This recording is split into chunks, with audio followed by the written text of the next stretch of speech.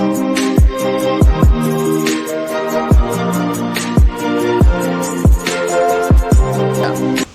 you guys. We're going to shift gears a little bit here, talk to some of our portfolio companies. This is probably our third or fourth conversation now that we've had in this format. In 3 or 4 different countries. Yeah, I think so. Yeah. So, good seeing you as always. You as well, Joe. So I'm going to have you do the usual bit. Explain the lanyards for those in the audience who do not know you or do not understand. So lanyards, they started by accident in like 21 when COVID ended. There was like 5 conferences going on at the same time in New York. Didn't know which conference building I was walking into. It was just easier to wear them all, and then it just turned into a thing. And like all things that turn into things, It remained a thing. It remained a thing. So before we dive into the topic of the day, explain a little bit about what Manifest is, what you all are building, and what you do. So Manifest, Manifest Network, Manifest AI, we all sort of fall under, we have a lot of different sort of sub-names. In the simplest terms, we are sovereign compute. Anywhere you use the word AWS, Azure, Ali, GCP, you can replace with Manifest. We run 17 data centers right now around the world: Singapore, Australia, Japan, Frankfurt, London, 11 in North America, 1 in Canada, or jokingly like to say 12 in the US. You know. I get it. And so bare metal, Kubernetes, and storage. We're sort of dev heavy on that. We don't, because we're running that sovereign own and control your stack piece. There's a couple things that have moved along in the last couple months and how things have changed. We saw a lot of people with amazing ideas, but no one knows. Everyone comes at you and they're like, I need an H100. And you're like, okay, I have a lot of cars. What kind of car do you want? I want an H100. Well, how large? What would you do in parallel? They're like, I want 10 of them. And I'm like, well, they come in 8s or 4s or 6, and so a lot of education is needed on the compute and inference side of things. And so we haven't really made a name for it. We had a Lifted Labs, but I almost want to call it like Dream Factory, where there's good teams or there's good starts of teams that are building an idea and a product, and we want to get them across the finish line on the dev side. Obviously deploying on Manifest so that like they have and control their stack rather than taking the easy route through like AWS, because that's how AWS, Google, and everyone else gets you in, is with these credits and stuff like that. But then you're locked into modularity, you can't scale, and obviously you're not decentralized. Right. Let's talk a little bit, let's wind the clock back. Is this the first startup you founded? Have you been a founder before? Yeah, I've been a part of a lot of projects. Personally, I got into mining in 2012 as a Bitcoin miner. I ran a sports book, and everyone that took cash, eventually, I got my hands on the white paper and found out that some people would take Bitcoin. So started as a miner because I was like, I can give this free stuff I get to to other people, and instead of cash. I'm like, hell yeah.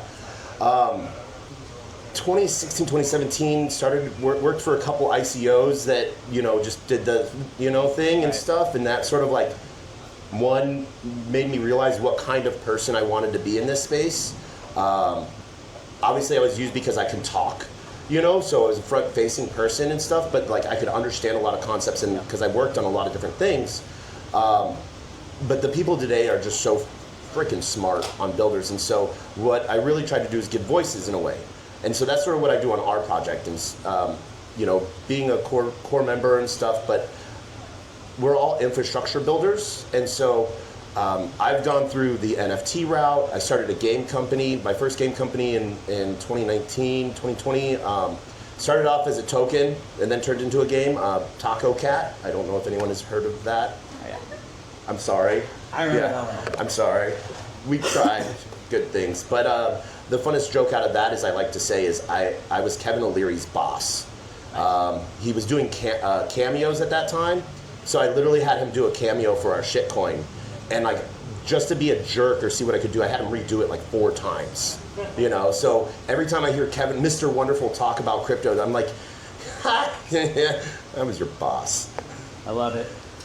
How do you view the distinction or similarities of being a founder and being a builder? Is it the same thing? Is it Does one involve more leadership? So a little bit on the leadership, like builders can be founders, but not all founders can be builders, sort of like fingers and thumbs.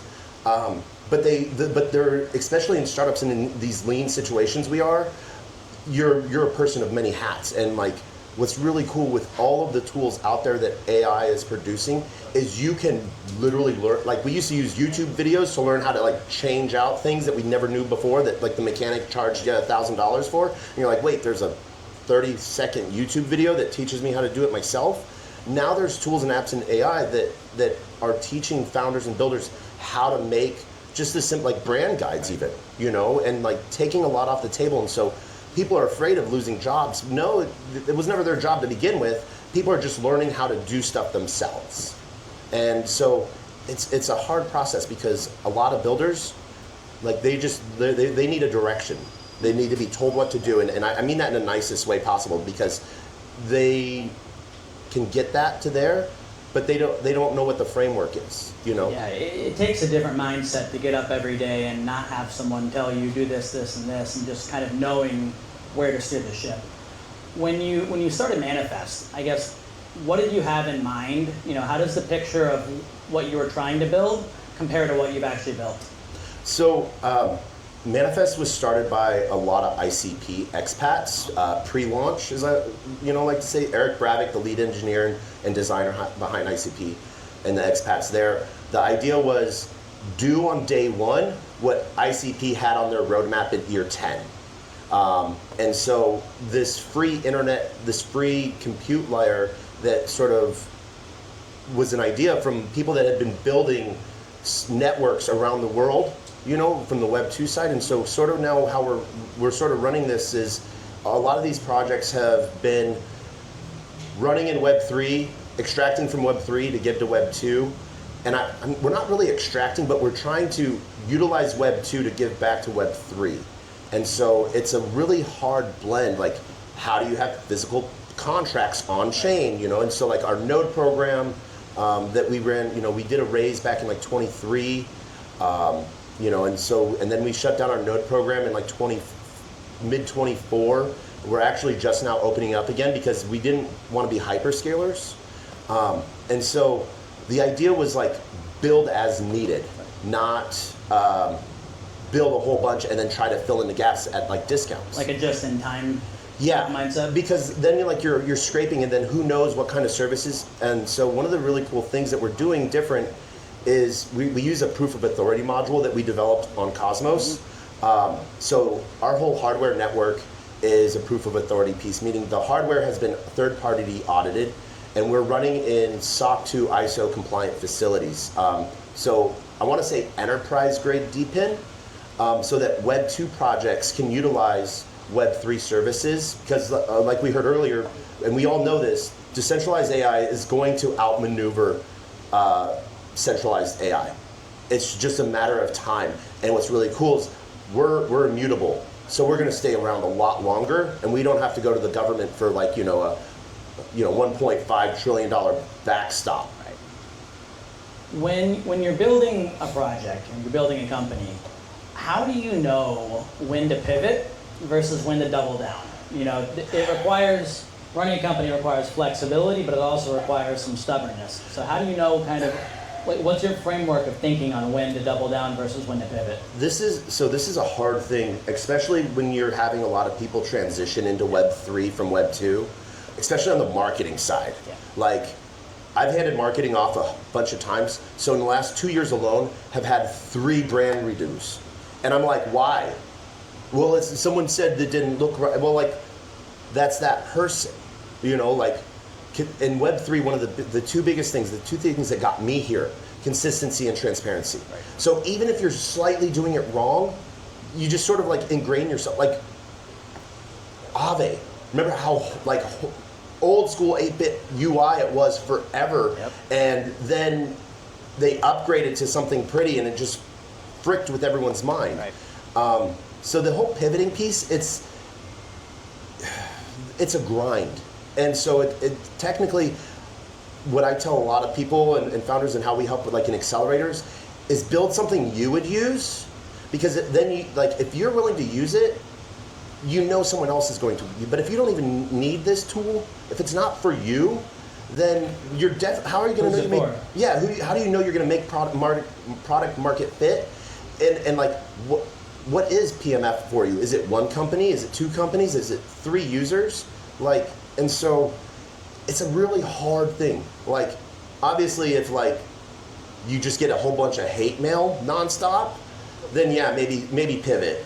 But if it's like you're building a community around you, build it. And if it's something that you're going to use, keep going. And I know this, like, sometimes the hardest thing to do is say no to a VC that's like, hey, if you change this, I'll give you money. And like sometimes you're at a point where you're like, I have to either pay employees or pay friends, or I need to feed my family, or I need to feed myself, you know? And so it can be really hard. But then that's when you start making concessions, and those start to pile up to where then the next thing you know, your product was never even your original product. Right, you're so far away from where you started that it doesn't look like anything that you were. But what's really horrible is that that's not always a bad thing. Some really cool things have come out of that. Like, look at Viagra. Great example. No, it was not. But it was a good one.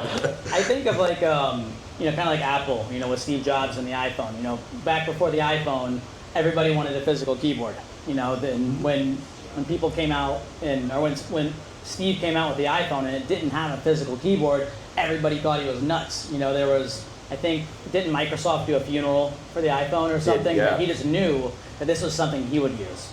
And he was building something so great and so special that he knew it would catch on. So I think that's the kind of that's the founder that builds something truly revolutionary. Yeah, and even like in that case, what he was looking at was he was reducing the amounts of failure as well, because every key could be a point of failure. Yep. Now, BlackBerry or Crackberry, as those of us that used it back then, we loved that. We loved a physical keyboard, but it was a very quick exchange to it as well. Yeah. So the pivot can happen. Yeah. Tell us about your bunker. So I love the bunker. So we have 2 data centers that are nearing completion.